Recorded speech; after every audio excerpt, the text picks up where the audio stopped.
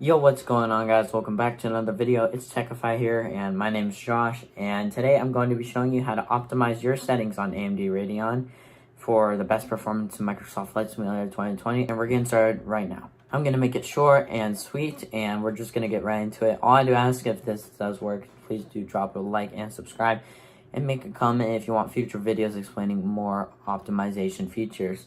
So I am recording on my phone right now because I do not want to interfere with any of the recording software on my computer that might affect the game. So I'm sorry if it is bad quality, but here it goes. So as you can see right here, I'm running at currently about 30 frames per second.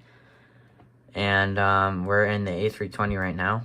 And it is a bit laggy, but we're going to go ahead and open up your AMD settings. We're going to go into performance tuning. We're going to actually move this up to about, let's go 3.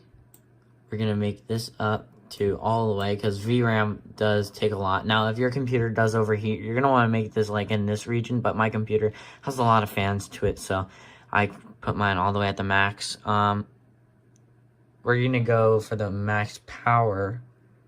Power limit is going to be 50%. Okay, now we're going to go ahead and apply changes. So you see that? Okay, we're going to apply changes and see what happens. So we're going to have to restart the game for this to make changes. So, or actually you can look up at the cockpit and you see this. We're running at a solid 36 frames right now. So if you do want to make the best performance, you're going to have to make this 3, make this 2250 or whatever yours is. Power limit 50, and the fan should be like auto. And right now we're running at a solid. It does give you a little bit of performance. Now I'm sure you've seen other videos where it is like there's an FPS fix, and this is on medium graphics, so not too big. But if you put it on low or high or whatever your PC can run, then it should be a lot better. So, yeah, that's basically it, but as you can see, it's a bit iffy. So, we're just going to have to restart the game for it to apply changes, which I'm not going to do right now because I'm on the time crunch right now. It is Thanksgiving when I'm recording this, so got to go eat dinner, and hopefully this did help you out a lot, or even just a little bit. But you're going to have to, once again, restart your game to improve your performance. And I don't know which monitor you guys have or which graphics card, but that's how to overclock your AMD Radeon for the best performance. Thanks for watching.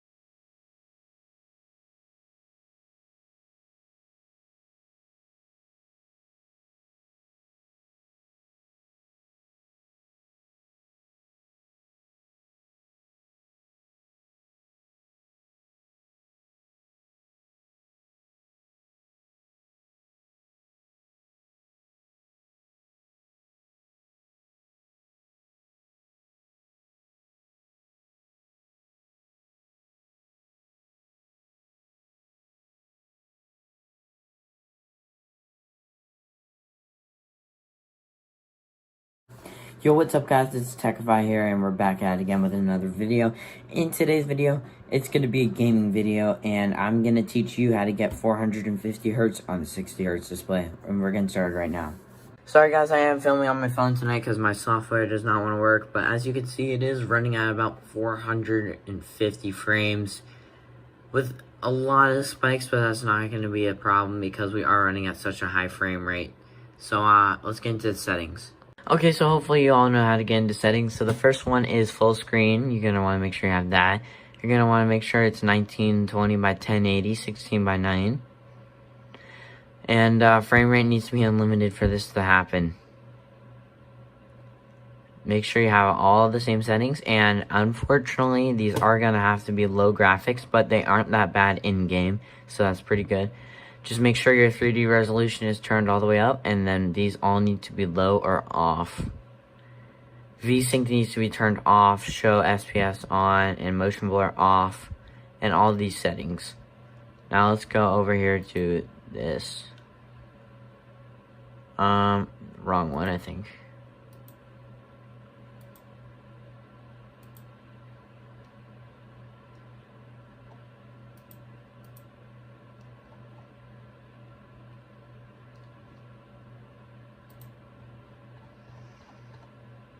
Okay, so we're going to go into the little general, and we're going to make sure all of these are off.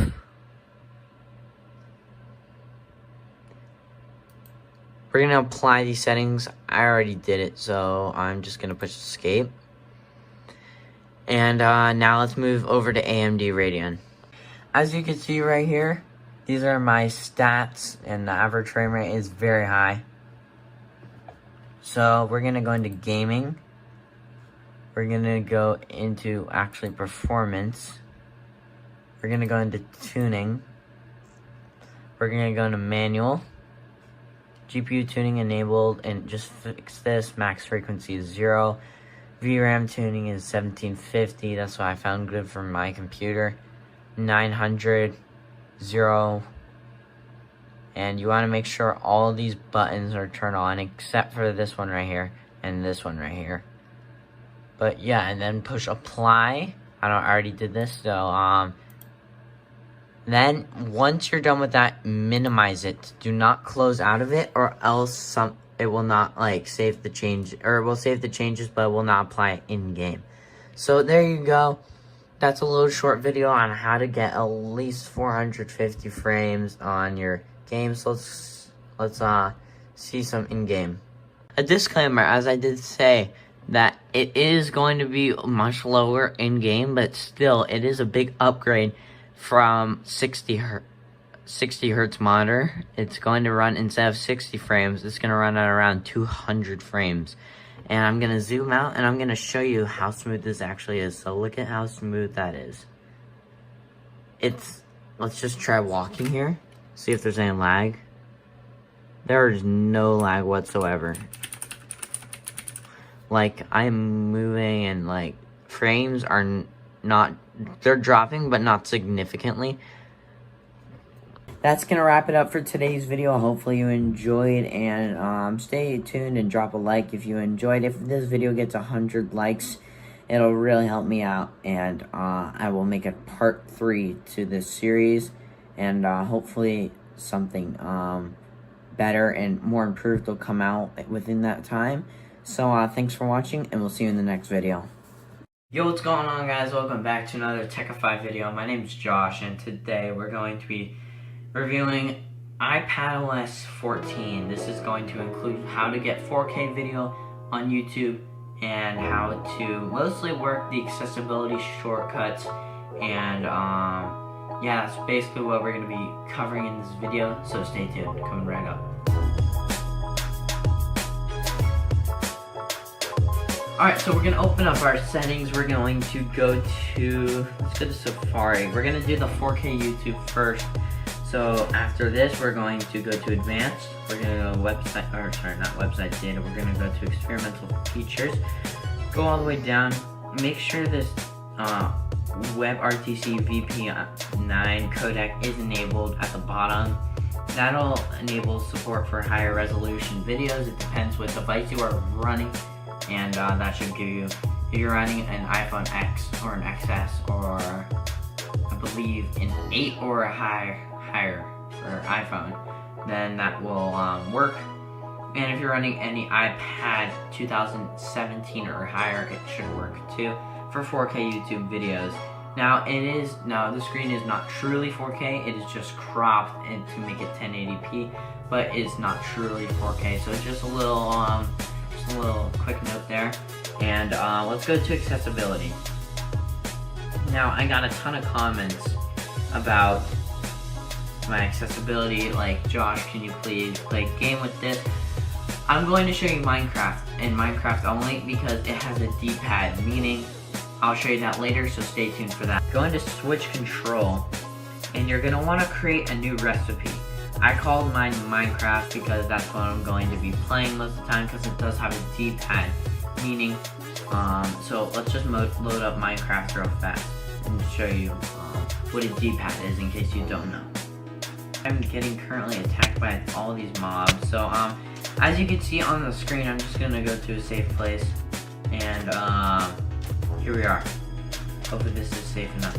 Oh, it just got frozen. So anyway, you see here on the bottom left-hand side of the screen is a D-pad, which means you can actually program keys to tap that.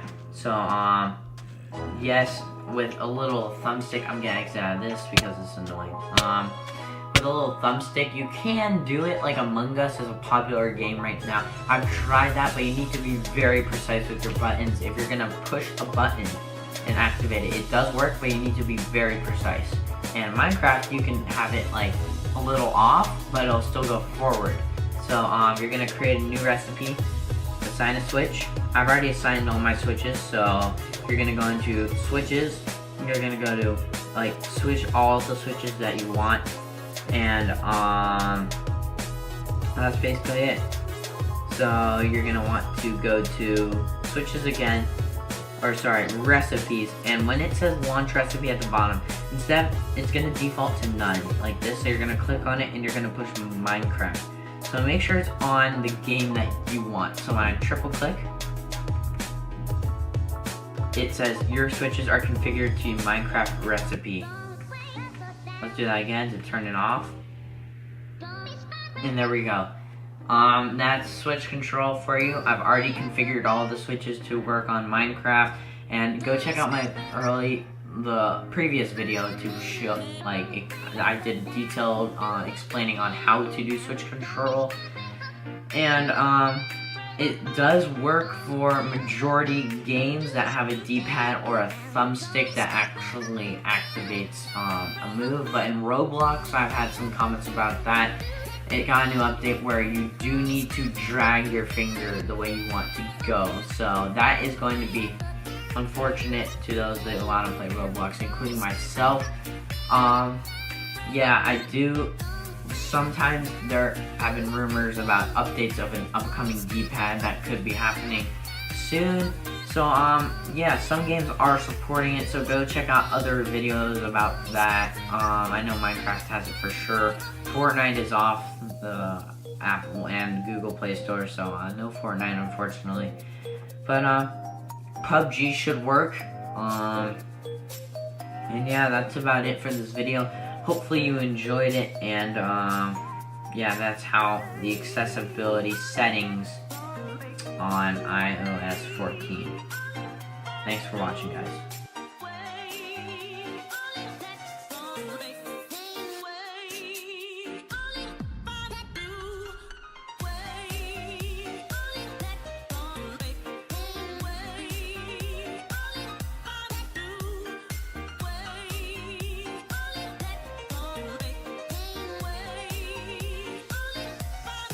Yo, what's up, guys? Welcome back to another video on the channel. It's Tech Reviews here.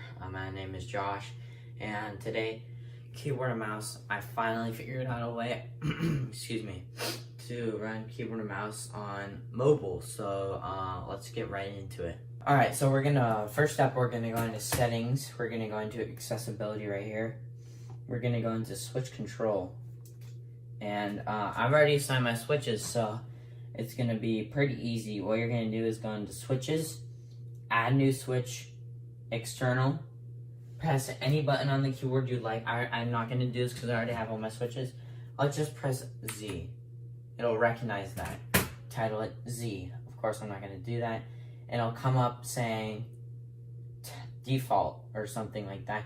You push tap, alright? So push tap.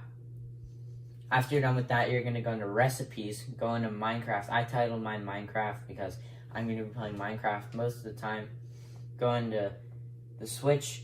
Let's just go hold at point. So you're going to hold at point and you're going to press anywhere on here. So let's go back to Minecraft real fast. Alright, so we are in a world right now. And as you can see, here's the buttons. You're going to press and hold this button. So like this, right there, hold that button. There we go. It'll be recognized. And then, after you've configured all the switches, you're going to go back. And then you see right here where it says launch recipe. Press that. And instead of pushing none, you're going to press Minecraft. So after you're done with that, triple click on the home button. And let's see, let's make sure my switch control, oh, connection lost. And let's see if this works. And as you can see, this very well does work. This is the first day. I'm super stoked. Unfortunately, it's Minecraft, so there's no like shift button. You're gonna have to double press sprint. And I'm moving around. As you can see, I have like a little dot on the forward button. That means that I'm moving forward. And here we go. I'm moving in Minecraft. Let's go right, left, down, up, jump, jump. It works perfectly fine. Let's go into our inventory maybe. So as you can see, I just press inventory by pressing E. You can configure it to any switch you'd like, but look at, there we go. Oh, hold on a second, maybe we have to move. There we go. Make sure it's centered or else it's not going to work on the button. And yeah, that's basically it. This works for any game. I give total credit to Christopher. He is the one who created this, so thank you so much. And really appreciate it. Stay tuned, guys, for more videos on gameplay or something. Go follow my other account.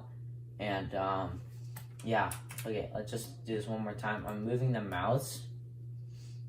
It's totally working. I'm pressing the space or forward button when we jump. And there we go. It is working totally fine. So thank you guys so much for watching. Really appreciate it. If you drop a like and share this to your friends, really help me out. And I'll see you in the next one.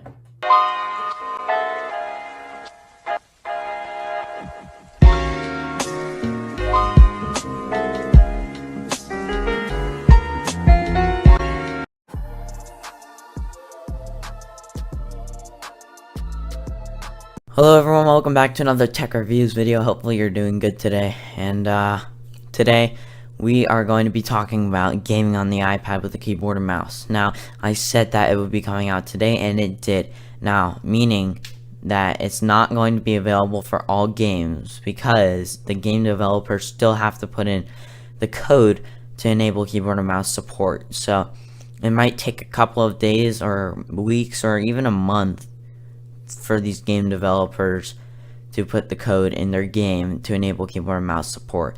So it was released today. It's on Apple's site, Apple's developer app, whatever you want to watch it on, and it will be released hopefully soon for most games, and I'll keep you guys updated. But for now, let's go over some of the details of when it should be released for certain games. So here I've got my iPad right here, and I'm going to go into videos. You guys aren't going to be seeing this, but bringing keyboard and mouse support gaming to iPad. It says level up your iPad games and adding keyboard and mouse support, and discover how to use the game controller framework and all that. Now I don't know if that's like, I think that's for codes, because here are all the codes right here. You don't need to copy them unless you're gonna use like a certain coding app to put it in. Then I'll leave a link in the description. But for now, that's all they've given us. Hopefully they will be adding in keyboard and mouse support, and yeah, hopefully you enjoyed the video. I'm very sorry if this is not the video you were looking for. If you want to know how to install iPadOS 14, all you need to do is click the link in the description down below and you will be all set. Anyways, this has been Tech Reviews, and thanks for watching.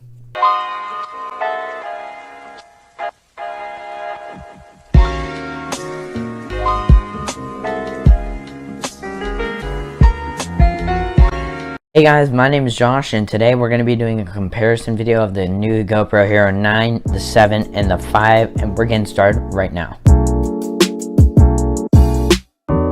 Alright, so we're going to get started off with the GoPro Hero 5 first. We're going to go ahead and power these all up, and we'll see you then. For Hero 5, we're going to look at this one first, and the settings. So we're going to go into resolution. You could shoot at 4K, not supported at 60 frames though. So we're gonna move it down to 30. See what it looks like. This is my desk. Yeah, it's not the if you're looking to color grade your photos and videos, then this would be a really good camera because it has really good flat image and flat video. But the colors on this thing are not great, but that's okay. 4K 30. This one does have specific lenses. So what I mean by that is you can only do wide on 4K 30 and only linear on some of the modes, whereas on the GoPro Hero 9 you can shoot in any resolution in any field of view. So that's a nice feature they added there. If I didn't say this before, it does have 12 megapixels. The GoPro Hero 9 has 23 megapixels, and you can change the modes on this. Let's go ahead. I scratched my lens up a little bit, but that is because it's very old. Not very old, but decently old. And yeah, this is what it looks like. Let's go into time-lapse. Oops, I forgot you cannot swipe on this. So we can do time-lapse photo or burst. Let's go ahead, change it to time-lapse video. This is what it looks like. Kind of grainy, but that's fine because it is expected from this type of camera. So this is what it looks like. There's not much to it. There's no advanced settings or anything. So let's move on to something a little more exciting, the GoPro Hero 7. So the GoPro Hero 7 is actually a pretty decent camera. If you are looking to upgrade from the Hero 7 to the Hero 8, I would say do not upgrade because the Hero 8 does have its own issues. It does have movable legs. It doesn't have a case. So if you want a case, you're going to want to get a case for the Hero 8, or you're going to want to just stick to the Hero 7. Also, the stabilization isn't much different from the 7 to the 8.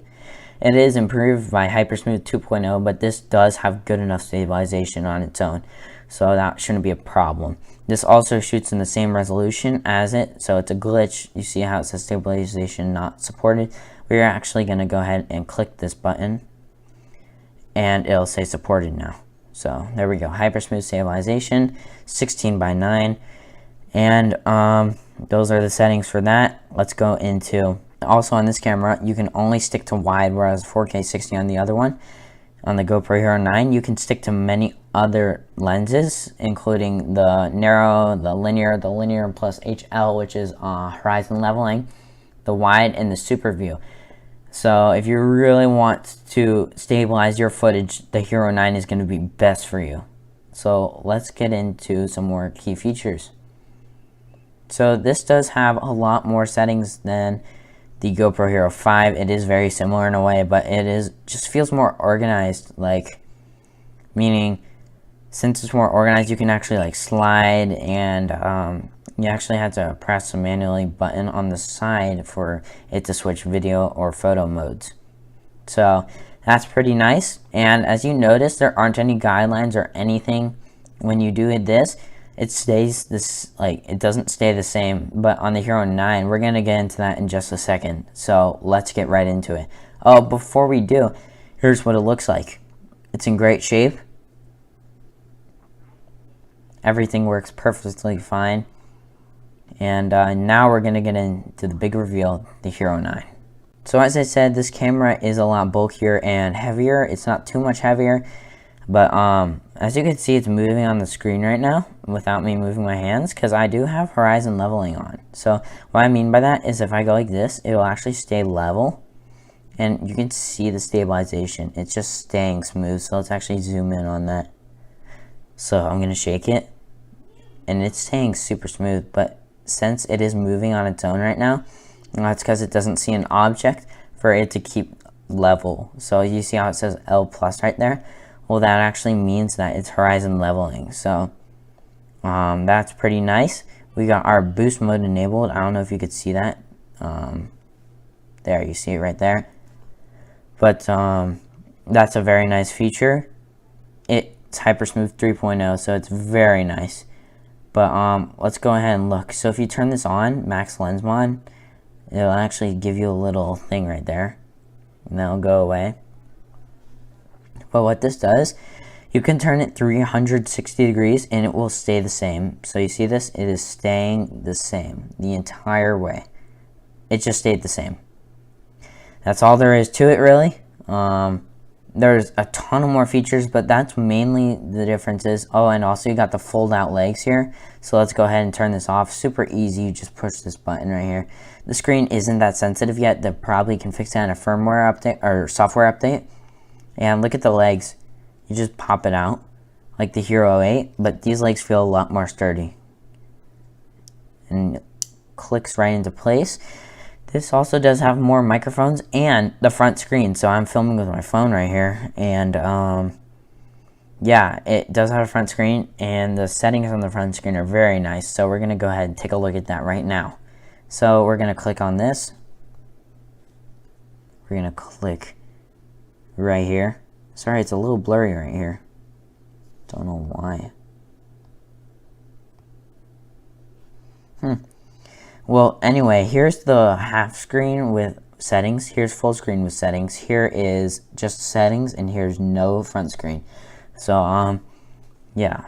Let's go ahead and push check, because I already like this. This you don't need to do anything with. It's a landscape lock. So basically, if you're shooting in max lens mod, which will be released in October, that you will actually be able to just lock the level. So meaning if you turn it this way, it won't flip to the other direction and then flip back. It will just stay the same the entire way through, which is very cool. Voice detection, and what I really like is that they're grid lines or guidelines, and that helps with the golden ratio of 3:3. So that's very nice in framing your shot. What I really like is Time Warp 3.0. They are very nice. It's kind of hard to get used to this button because it is on the left instead of the right now. So we're actually going to look at photo mode. This is the 23.6 megapixels in the photo. You see right here, it says super photo. If I slide down, it says HDR, and then it says standard, and then it says raw. So I keep it at super photo. I think get those 23.6 megapixels. So it's very nice. We're gonna swipe time lapse. It's very nice. You can actually set video modes now. So if you wanted to not wake up and you wanted to get the sunrise, you can set an alarm or set a timer on here for 6:35 a.m. Let's just say that. And then at 6:35 a.m. it'll turn on and start recording for however long you want it to, up to 3 hours. And it'll turn off automatically and stop recording. So if I start recording right here, you see how it says start in real speed? Well, we're going to push that. So it's doing a time lapse right now. We're going to push stop, and we can go like this. I'm not too familiar with it, and then we can push start again, and it will start a video. So I'm going to stop recording, and let's see how that turned out. So it was way quick, too fast of a photo and video. Sorry, just a video. And it didn't capture my hand at all. So you're going to have to get used to that. But these are the basic features. 23 megapixel photos for 5K video. Actually, we forgot to go over that. You can create what you want now. So I created mounted and POV, which is narrow for mounted since it's staying in a certain place and it's narrow. And I shoot 1080-60, so that's going to be the best mode for me. Slow mode, they have that now, 24 frames. And they have super view for POV or something like that. Activity, It's 4K 60, the screen is not sensitive, and 5K 24 linear plus is cinematic, so you'll get that max stabilization. Let's go ahead and press the button. And that's basically it, guys. I hope you enjoyed this video. I don't know why it's doing this. It's because it needs to be pointed at something like this. You see how it's level and I'm moving it? That's horizon leveling. So anyways, guys, that's going to be a wrap for this video. Hopefully you enjoyed. I know I didn't go in detail that much because there are much better reviews, but if you would like to see a part 2 of just the GoPro Hero 9, just the Hero 7, or just the Hero 5, then I will do a review on that. Just leave it in the comments below. I'll respond as soon as I can. And sorry I didn't go in that detail. I am on a time crunch right now, and I wanted to get a video out for you guys. And hopefully you enjoyed. And once again, if you want me to do a part 2 on any of these, or just a redo and film it better, just let me know in the comments below. I'll get back to you as soon as possible. Thanks so much for watching. Consider subscribing if you like to see teen tech. I'm Techify.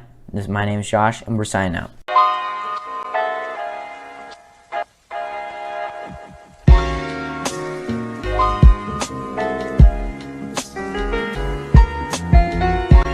Hello everyone, welcome back to another tech reviews video. In today's video, we're going to be doing a review of the Zoom H2n, so let's get right into it.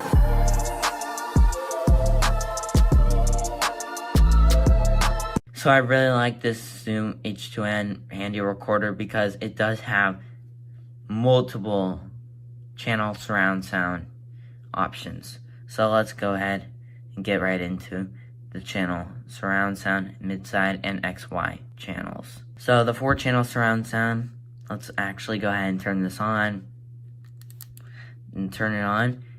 I like to keep mine on hold after I turn it off so it doesn't move. So then you just press it down, you'll see the red light turn on, and here it goes.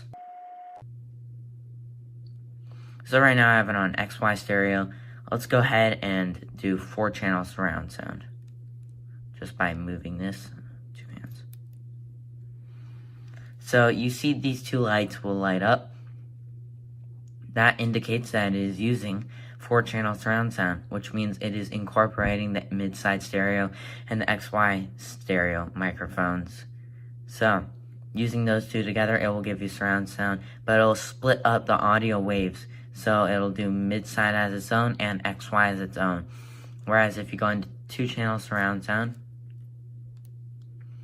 it will do the same thing, but it will keep it all together, which is just a little easier for editing. The XY stereo only picks up a 90-degree ratio of these 2 microphones in the front, and then the mid-side stereo will only pick up 180 degrees, I believe. Yes, 180 degrees, because it incorporates 3 microphones, 1 in the front, 1 on the side, and 1 on the other side. So these will actually be good for recording if you are picking up sound on 180 degrees. Let's get into the settings of this microphone. So I'm gonna have it on XY because that's my favorite, because I'm doing solo talking. So if you are, let me actually go back to this. If you're doing solo talking, you're gonna wanna be on XY. If multiple people are talking, you'll be on mid-side. And if even more people are talking all around you, you'll wanna be on 2-channel or 4-channel surround sound. So in order to do it, let me just show you the buttons first. This is the play button, and if you hold down on it or press down on it, it will say files. But right now I do not have any active files. This is the audio gain. Right now I have it on auto gain because it's just easier for me. You can change the gain however you'd like. I like to have mine between 6 and 7 because it's the best for my voice. This is the power button. This is a line in to connect an external microphone. This is the volume button for when you're listening to a microphone. So if you want to plug in if you want to plug in a headset, you go plug it in right here. And here's a remote if you order a kit. I'll leave that down in the description below. And here is USB if you're connecting it to a computer. This does take battery, so if you do hold down on this, and I'm going to use 2 hands, and there it goes, 2 AA batteries, That's all it needs. And then it's really easy to slide back in. Oh, wait, hold up. There we go. Just pops right back in. And there we go. Let's get into the settings. Okay, so I'm going to press the menu button. And it'll take me to this. It'll take me to the folder. And then it'll have all these different folders. Which for the different recordings. File. No file right now, because I did not make one on the computer. Input. I like to have this as auto gain. Auto gain can be solo, and that's when I'm talking directly into it. Concert, when you're at a concert. Or meeting, when you have multiple people speaking. I'm going to have it at solo for now. The monitor, I have mine always on so I can see what's going on. Comp and limiter, I like to have mine off. And low cut, I have mine switched to off as well. The recording, I like to have mine record format is in WAV 44.1 kilohertz 16-bit. Auto record, I do not have that on or off. So I have it off. Pre-record, it'll start 3 seconds before you record. I have mine off because I like to have mine, whenever I press the button, it will record. File name, default. Play key function, I have mine mark only. I do not like to have my audio pause. Spatial audio, you can switch that to on. If I do have that on, take a second. I'll have omni, left, right, front, and back. This will have a really cool effect if you are using all of your microphones. Instead of using 4 microphones, it'll use all 5 microphones to incorporate all surround sound. Let's go back. Let's go ahead and switch input. Sorry, I actually forgot about the plug-in power. Plug-in power, if you are plugging it into an external microphone, or using it as an external microphone, you want that on. Let's go back over here. Record. Spatial audio, I'm going to switch that to off right now. Tool. Metronome. Yeah, I don't have that on. I just have it as tuner. System. This will just show you like basic settings, date and time, backlight, display, contrast, battery type, software version, and factory reset.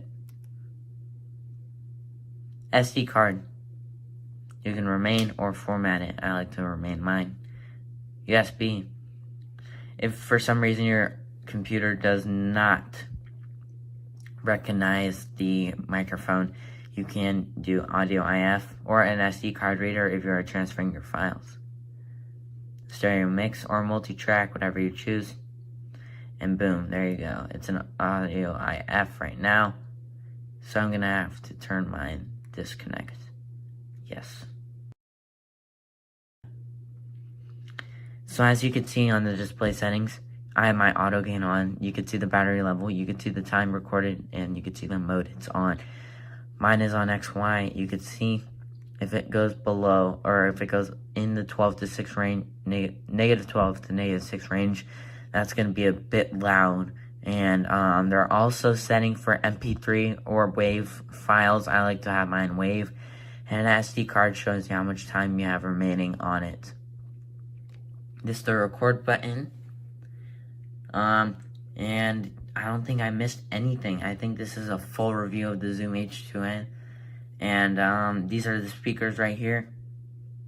I believe that's the speakers. Yes, those are the speakers. I can't get it out right now, but those are the speakers. Yes, a very nice microphone coming in at a price of about $150 right now on Amazon. And this is the recorder itself. Thank you guys so much for watching my detailed Zoom review. And I will catch you in the next one. Thanks for watching.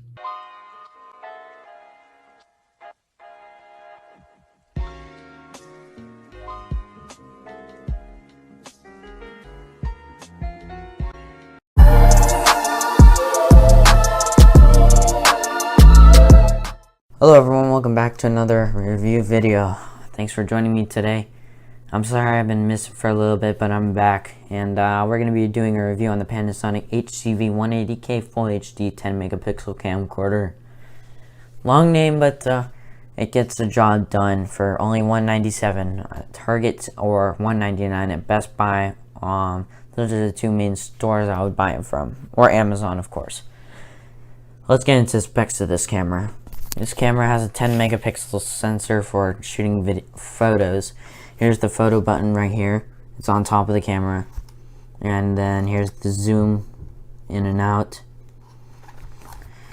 And I think a feature I like about this camcorder is that it actually has an open and closed lens feature. So if I push it up, it'll close the lens. If I push it down, it'll open the lens. This has a flip out screen and makes a little nice noise when you turn it on.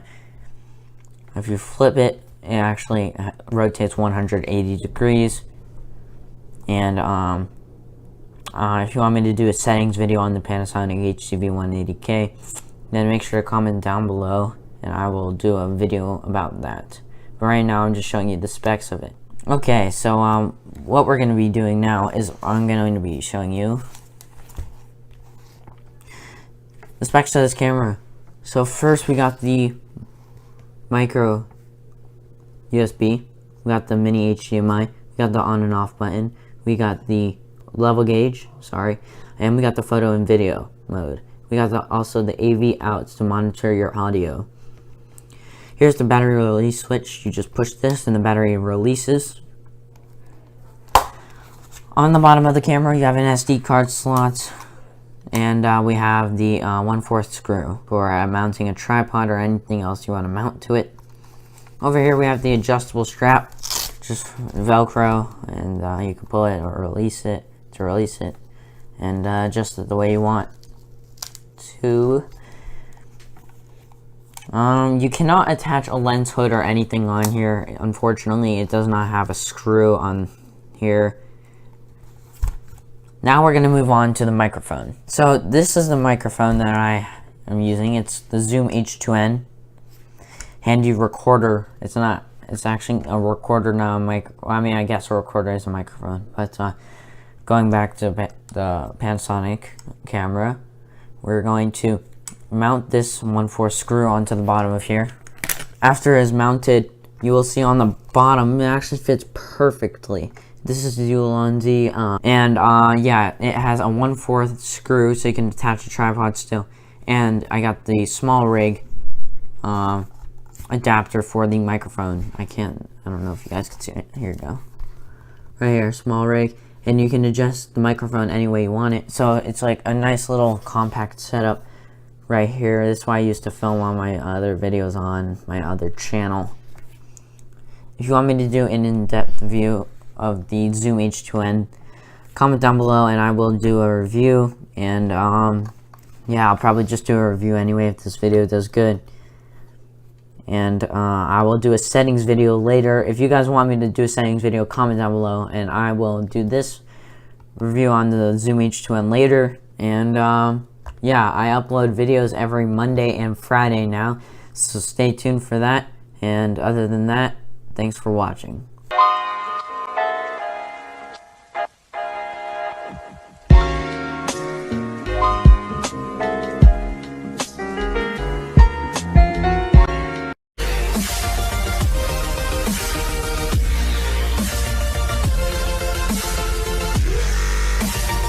Hello everyone, so my name is Josh and today I'm going to be reviewing the Canon Rebel XS/1000D. Hopefully I can review more products like this in the future. So this is the Canon Rebel XS/1000D. I have the 75 to 300mm lens attached to it. As you can see, it zooms out pretty far and it even has an autofocus ring. This camera is about 15 years old, if you can believe that. It looks in great shape too. Over here are the dials. I'm not going to go in depth to this, but here are the dials. You can pause the video if you are a camera expert and you'd like to see this. And over here we have a hot shoe mount. On the side we have a flash. The ISO is right here. It can also be adjusted with this dial ring. If you hold down this button halfway, it'll autofocus. if you hold it down all the way, it'll shoot. Let's go ahead and turn the camera on. So the camera is on after I just hit the switch. Now, I have it in P mode. Let's go ahead and see what the features are.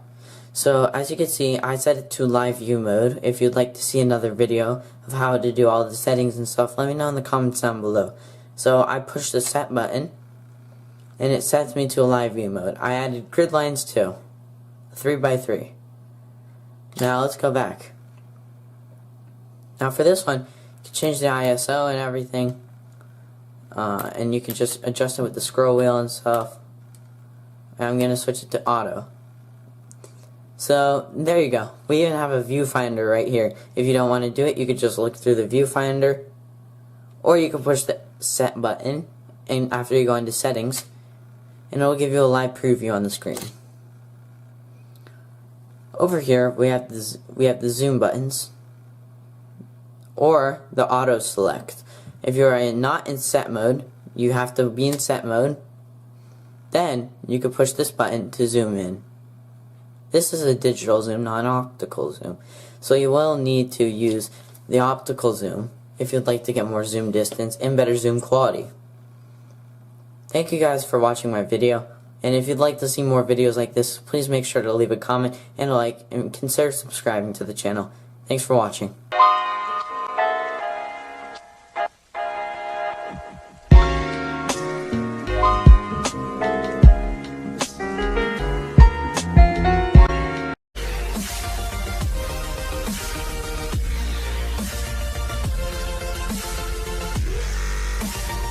Hello everyone, and welcome back to another video. Thanks for joining me here today. Today I'm going to be showing you my GoPro Hero 7 Black setup and what it looks like. So this is going to be a really quick video. This is what the camera actually looks like itself. Very nice. This microphone is actually a Zoom H2n handy recorder, but you can attach a microphone or use it as a wireless microphone. And this is very cool because you can actually level the sound gauges on a GoPro. It has no SD card in it right now because I took it out, but as I'm speaking, it actually does monitor the audio. You could turn up the gain and turn it down, but I like to keep it in about the 7 range because that's the best for me. And also it has auto gain and all the features you can need. And it even came with this condenser that my dog chewed up a little bit. So that's a nice wireless microphone. Another cool feature I have is the lens. The lens is a 52mm UV lens for GoPro. It comes with this attachment, so you could just pull it off. That's what it looks like without it. And it even comes with this clip Ulanzi case, and you just, it's a little tricky to get on, but you have to line it up perfectly. There you go. You'll hear it click in, very nice. But, yeah. Then you can put the lens hood on it that I got from Best Buy, 52mm. It's called Bauer Tulip Rev Pro Hood, 52mm. And it even came with a nice lens cap that you just push on right there. I added a tripod grip, and as well as another tripod that acts as a grip. You can loosen this, and it could be free, adjust at any angle you want, but mine is worn in, so you can just do it automatically with a little bit of tension. But, yeah, that's gonna go ahead and wrap it up for my video. And, oh, one more thing. The small rig that came with it, you can easily adjust this just by turning the dial. You can adjust it any way you'd like. And as you can see here, I actually do have a mic port, but I actually cut it off because mine wasn't working. And it works for about 6 months and then stopped working because it got bent. And actually it wasn't my fault, it just got bent over time for the GoPro being used. It could have been my fault very well, but it actually got bent over time because you had to move it in a weird angle. So I actually use it for a light. So my light actually plugs in. It's like a mini cell phone light. You could just plug it in right there, and it's a nice little 4x4 LED light, which I showed in the previous video. So yeah, that's going to go ahead and wrap it up for the video. Hopefully you enjoyed, and we'll see you in the next one.